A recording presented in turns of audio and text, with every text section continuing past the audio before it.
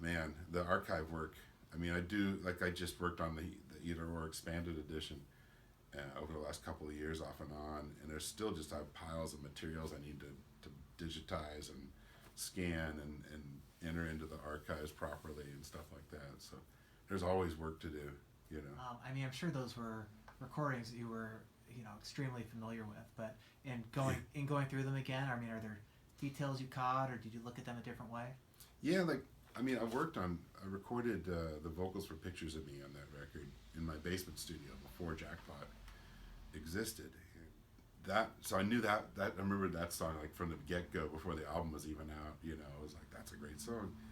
And when we opened Jackpot, the Either Or came out like a couple months later, and Elliott went on tour. In fact, I did live sound for him for his first show in town when the record was out, and it seems so weirdly intertwined with my life. The thing that was great about it was just being able to kind of source the best tapes I could, and just to try to add a little depth to it. You know what? Remastering can be kind of an ugly thing sometimes when people just make things loud and bright, which is kind of like, the crappy bad candy version of audio, it'll rot your teeth. And so it was the challenge that we had with Adam Gonsalves at Telegraph Mastering, and I did this remastering, and he did the mastering, I did the supervision and the sorting the files and all that stuff. And we really just looked to try to just bring a little more depth out of it, like a little bit more solid low end, a little more front to back depth of field. It's certainly a little louder. It might feel brighter, but I think it's just clearer. There was sort of a gauzy veil over the top end that we really felt might have been due to some of the converters and stuff used back then. It was all mixed to DAT machines, digital audio tape, and those had really crummy converters going in, so that didn't help. So it's something you're trying to kind of remove that part of the sound or restore it. And then the mastering process back then, 20 years ago, the converters and some of the stuff used was a little and slightly more infant technology, and so it felt like we were able to get a little more out of it, and I think that really helps. I think some of the songs it really helps. No Name Number 5 or whatever, Gone at Last. Mm-hmm. That's just like I said. I remember we started doing the record. I said, this song always seems like it doesn't stand on its own very well, but it's great.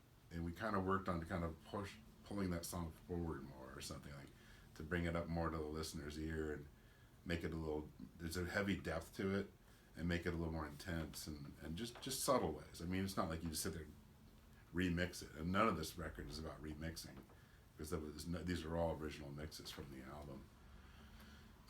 The bonus disc, I mixed all that stuff, and that was all new, not new, but those were all new tracks that were able to be remixed and stuff like that, new presentations of those tracks. Mm-hmm. But yeah, the record itself was just nice to be able to just kind of squeeze a little more depth out of it, and we removed a few clicks and pops that seemed kind of extraneous and not the little shuffly noises and things that are cool, but like where something just sounds like an electrical click for some random reason.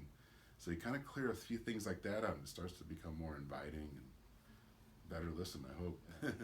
Are there more projects in the works with him, or is this the last one for a while? If there were, I can't say. Okay. But right now, nothing's, I'm not being told to do anything at this moment.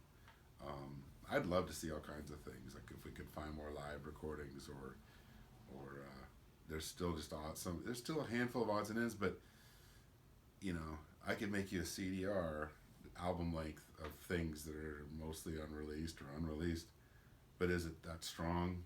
Like, is that an album?